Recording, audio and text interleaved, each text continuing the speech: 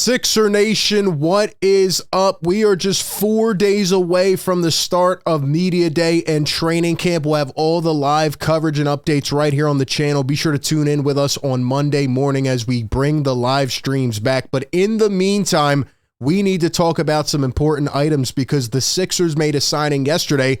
Does this player have a real opportunity to come in and earn some minutes? But more importantly, could he actually take away a chance from another Sixers player to get on the floor this season? Also, some important updates about the Sixers' new arena and another Maxey compilation that will have you going crazy. We'll get into it all, but welcome into Philly Take with RB. This one is presented by BetUS.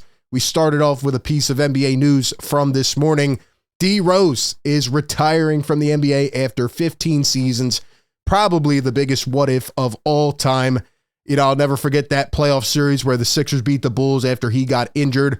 He was just never the same, man. D Rose, a big fan of him, but unfortunately, it just didn't play out. The cards were not in his favor, and it's unfortunate, but he did have a really good run to start his career. So shout out to D Rose. I definitely made some videos at some point on this channel talking about him as a potential trade target or free agent target. Never was able to happen, but shout out to D Rose. Now, we need to get into some really important things, but I want to know from you down below in the comment section. We may actually go live again or drop a video before Monday talking about some depth chart and training camp predictions, but I want to know from you, Sixer faithful, who should be the starting five on this team before going into camp? We'll compare after, but who do you think right now has the edge to go out there and be a starter on this team? Give me your starting five, your best starting five down in the comments. Before we jump into it all, I got to let you know this one is presented by BetUS.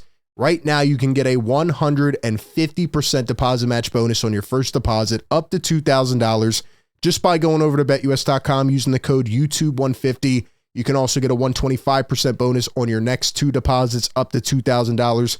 So check them out. One odd I just saw today was the over-under for Sixer wins. They have them at 52.5.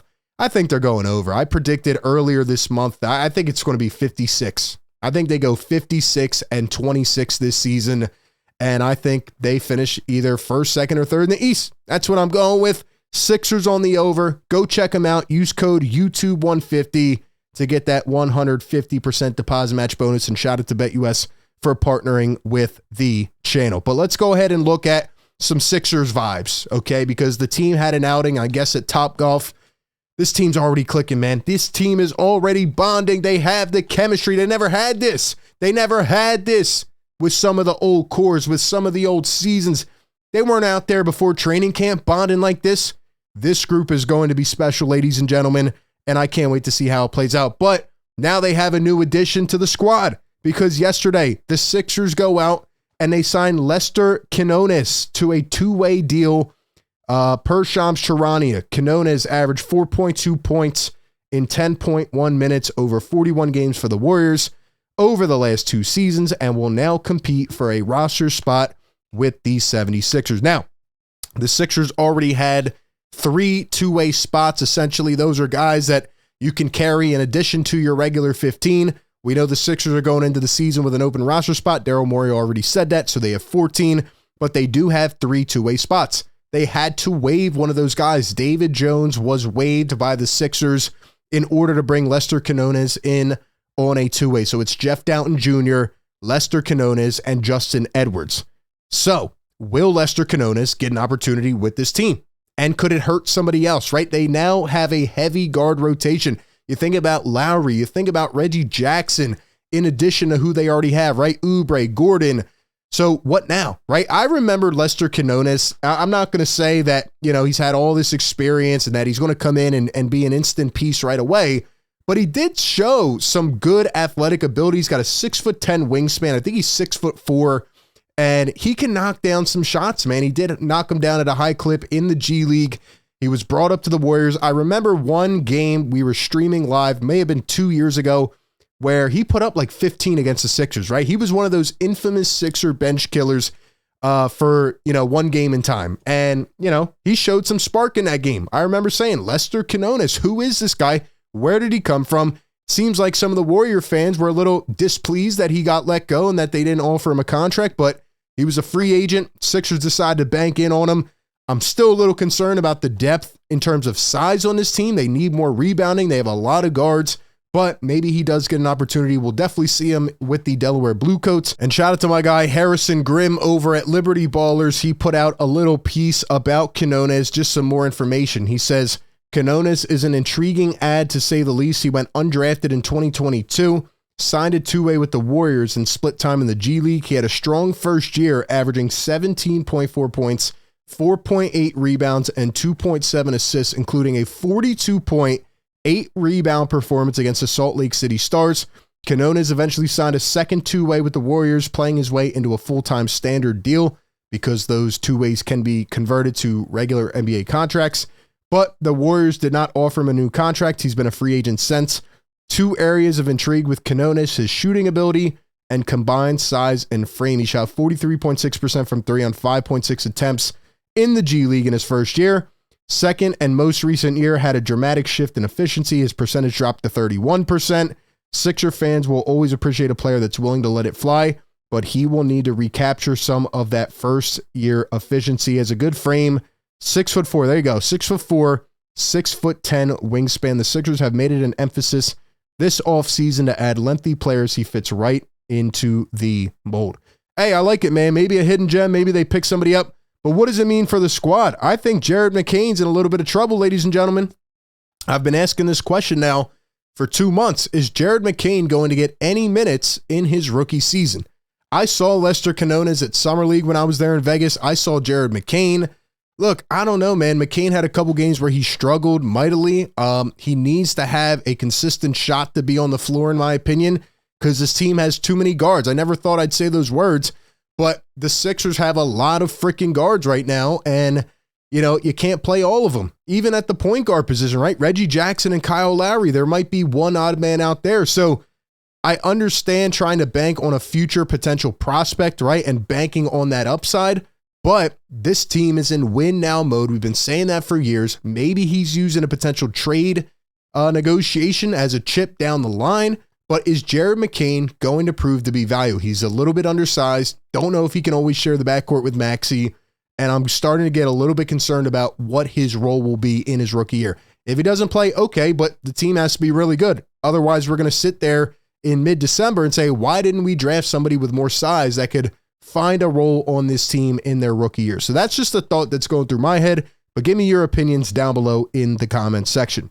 Now, I want to also talk about the Sixers' new arena. Mayor Cherelle Parker had a meeting the other day and started to give more information on this new place.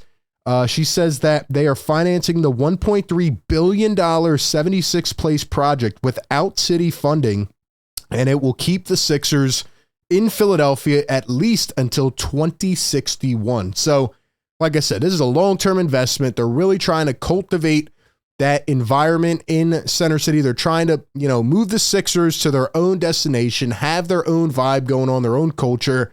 People are pissed off in the surrounding areas, but they think eventually in the long term, people will come around, and it's an expensive project. So they have 7 years to figure this thing out. And Cherelle Parker, the mayor, also says 76th Place is not being built in Chinatown.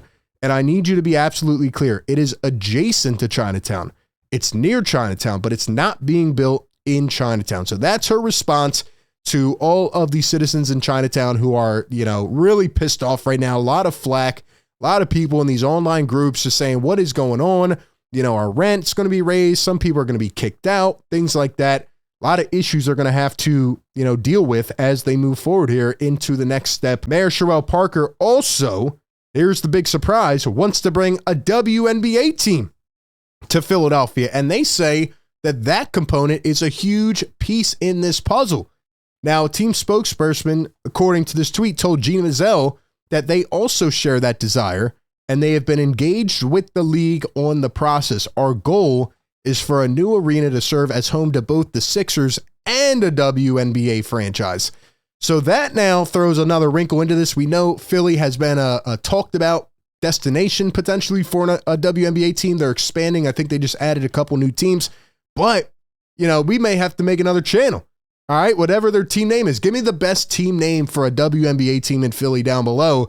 But the WNBA take with RB, because we might have a WNBA team coming to the 76th place. Look, I would like it. I would definitely watch their games. I would check it out.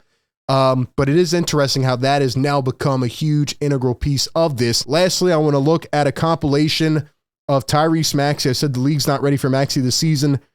People were mad at my outlandish take, apparently, that I think Maxey could be in MVP convos this season. I think he could climb into that top 10, top 15. But let's watch what Tyrese is doing. This is from Chris Johnson, is one of his trainers. Maxey on the open runs. I mean, this guy's been incredible.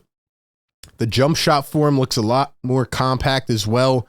It's just consistent. It's, muscle memory. Just having those constant reps, man. I think Maxey's really starting to understand what it means to be the guy, right? He knows he's going to have to go out there in games this year and be the guy. What a move right there. Got him to bite. Maxey putting on more weight too. His start-stop ability's always been incredible, but that burst, man, he's got the floater going. He's finding teammates. Man, I'm so excited. I think Tyrese is going to be the key. I think he's going to be the key. Look at that. They can't stop him. I would not be surprised if Tyrese Maxey averages 25 to 30 points per game this season. I know he's got 2 other stars on his team, but nothing's going to stop this guy. Nothing is going to get in his way. That's all I got, man. Give me your thoughts down below in the comments section. We are almost there. We'll have all the coverage for you. Be sure to check out BetUS. Use the code YouTube150. That being said, appreciate everybody tapping in. Be sure to like, comment, subscribe, and I will catch you on the next one. Peace.